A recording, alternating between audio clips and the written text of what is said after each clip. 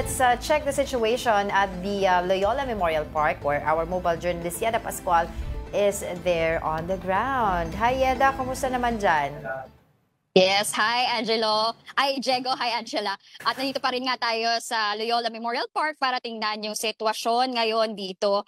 At ito, napapansin natin, kung ibang sementeryo, ang pangunahing problema ay yung mga nakukumpiskang ipinagbabawal na kagamitan dito sa Loyola Memorial Park. Ang pangunahing problema ayon mismo sa management taon-taon ay yung parking. Dahil dito kasi sa loob ng Loyola Memorial Park ay 400 lang yung kaya nilang i-accommodate sa loob na parking space. Kaya ang tanggapan at ang LGU at MMDA ay nagtulong-tulungan para makahanap ng ibang mga alternatibong pwedeng pagparkingan sa labas ng sementeryo. Pero sa ngayon, nag-interview tayo sa mga security personnel mula kaninang umaga. Tuloy-tuloy pa rin yung pagpasok ng mga sasakyan.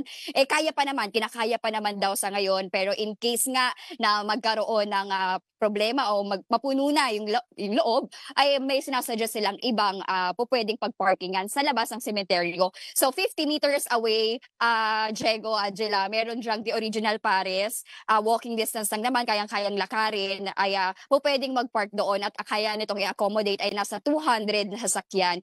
Pagkatawid mo naman, doon lang sa kabilang side na yon ay meron namang gasoline station doon na pwede rin namang mag-park yung mga nais na pumunta dito sa Loyola Memorial Park. Kaya sabi nga ng tanggapan ng sementeryo ng Memorial Park ay kung malapit lang naman yung himlaya ng inyong mga kaanak dito, ay baka pwedeng mag-commute na lamang para syempre makaiwas na rin ng abala at hindi na rin sila mahirapan. Yeah, this is in the Parañaque branch? Yes, tama ka dyan, Diego. So, if I were to go there, okay ba if I take my car, or mas ang suggestion ngayon is to commute instead? Diego, so far ngayon, kinakaya pa naman daw.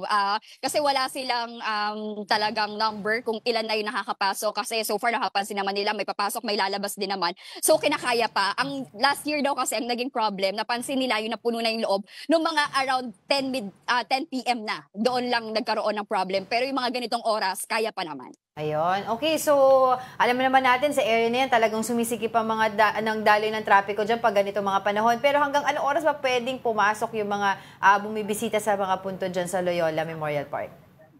Angela, bukas ang Loyola Memorial Park ngayong araw, October 31, 24 oras hanggang bukas, November 1.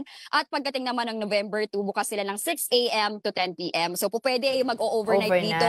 Kung nais magdala ng mga tent, yes, pwede din yan. Pero paalala ngayon, kasi sobrang tirik na tirik yung araw, ay magdala ng payong, pamaypay, extra damit, tubig, dahil malala, grabe talaga yung init ngayon dito. Alright, thank you for the updates. Mobile journalist Yeda Pascual.